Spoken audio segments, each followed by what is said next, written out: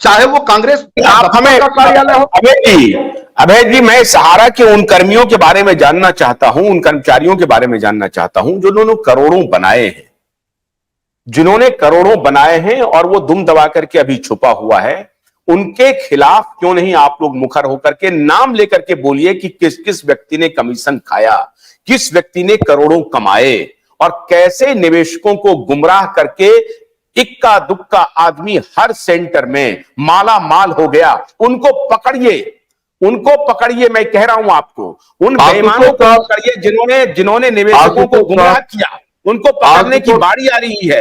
आप सरकार पर तो अटैक करते हैं, मेरा यह कहना है कि जो ग्राउंड लेवल पर जिन्होंने आपको धोखा दिया, जिन्होंने आपको ठगा है, उनको पहले पकड़िए, सबसे पहले उनको पकड़िए। और उनको नहीं, जो जो जो ईमानदारी से कमीशन लेते थे और काम करते थे, उनको नहीं, जो धन्ना सेठ बन गए, आपके आंखों के सामने करोड़ों की मिल्कियत बना लिया, उनको पकड़िए। क्योंकि आज गरीब निवेशक करा रहे हैं, गरीब निवेशक अपना 1-1 लाख रुपया के लिए तरस रहे हैं। उनको पकड़िए, उनको पकड़ के बोलिए कि तुमने गुमराह किया, तुम मुझे पैसा ला करके दो। आशुतोष जी, मैं पत्रकार नहीं हूं। आशुतोष जी, मैं एजेंसी नहीं हूं। ये काम पत्रकारों का और ये काम भारत सरकार की एजेंसियों का है कि अगर वो एजेंसियां जो सुब्रत राय तमाम कांग्रेस और तमाम विपक्ष के लोगों के घर 500 अरब करोड़ रुपए या अरबों रुपए का घोटाले को या उनके नोटों की गड्डियों को बाहर निकाल ले रही है, ये काम उन लोगों का भी है कि जिन लोगों ने बड़े माल खाए हैं और सहारा प्रबंधन तंत्र के अंदर खाने से लेकर के बाहर खाने तक लोगों को। मेरा काम है, मैं एक ऑर्गेनाइजेशन हूं, एक ऑर्गेनाइजेशन के रूप में समाज की सेवा का व्रत लेकर के अपनी पूरी शिद्दत और ईमानदारी के साथ सरकारों को जगाने का काम और अपनी जनता को जगाने का काम। लेकिन मैं आपसे ये पूछूं कि अब सहारा का निवेशकों का पैसा हड़पना चाह कौन रहा? आपके जहन में कौन आ रहा है, कौन हड़पना चाह रहा है, बताइए। देखिए, मैं अगर सच कहूं कि 13 करोड़ निवेशकों के पैसे के एक पाई का भी, एक पाई देश की ना सरकार हड़प पाएगी और ना कोई संस्थान और ना ही कुछ चंद गद्दार। अगर वो खुद मन बनाए, मैं ये बात स्पष्ट कह रहा हूं कि 13 करोड़ निवेशकों, मैंने पहले भी कहा, आज भी दोहराया और लगातार उसी कर्म पे, उसी लय पे हूं कि मात्र 1 लाख लोग एक जगह खड़े होंगे, देश के निवेशकों का भुगतान सहारा के तमाम इन्वेस्टरों और तमाम उनके जो लोग भी पीड़ित भी हैं, मैं उनके कंपनी से भी रिलेटेड लोगों की बात, उन लोगों के चेहरे पे खुशी आई। कोई नहीं रोक रहा। मैं देख रहा हूं कि आप निवेशकों में भी एक डिफरेंसेस है। एक मिनट रुकिए, उधर नागेंद्र कुशवाहा जी कुछ बोल रहे हैं, आप कुछ बोल रहे हैं। नागेंद्र कुशवाहा जी कह रहे हैं कि हम नागेंद्र कुशवाहा से ऑल इंडिया जन आंदोलन संघर्ष न्याय मोर्चा से कंपैरिजन क्या? सुब्रत राय है, भारत की सरकार है, न्यायपालिका है, क्या प्रबंधन तंत्र के लोग हैं, या फिर स्वयं पत्रकारिता जगत के चौथे स्तंभ है?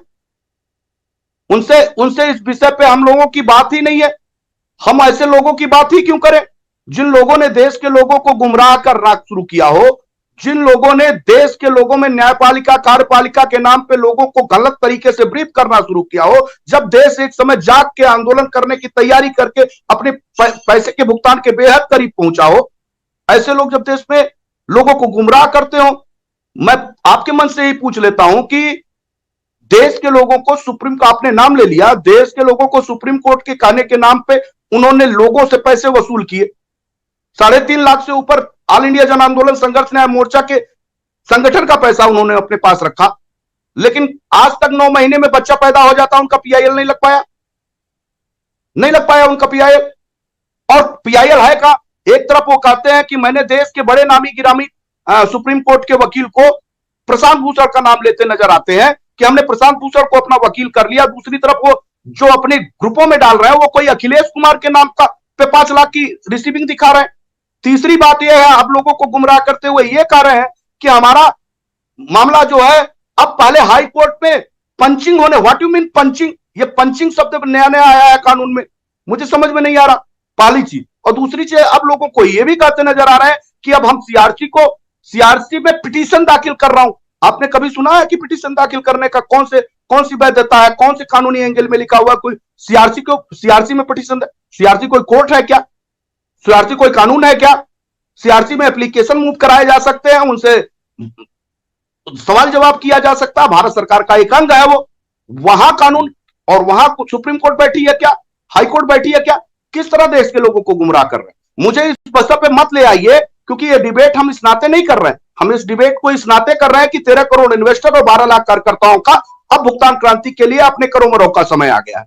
भोलानाथ का ब्रश कटर एक बैटरी चालित मशीन है जिसका चार्जिंग समय 3.5 घंटे है। यह 6 से 8 घंटे के प्रभावशाली संचालन समय का दावा करता है, जिससे यह एक बार चार्ज करने पर 16,000 वर्ग फुट गेहूं या चावल के खेतों को कुशलतापूर्वक काट सकता है, जबकि इसका पेट्रोल समकक्ष व्यक्ति उसी कार्य के लिए 1,000 रुपए मूल्य का पेट्रोल खर्च करता है।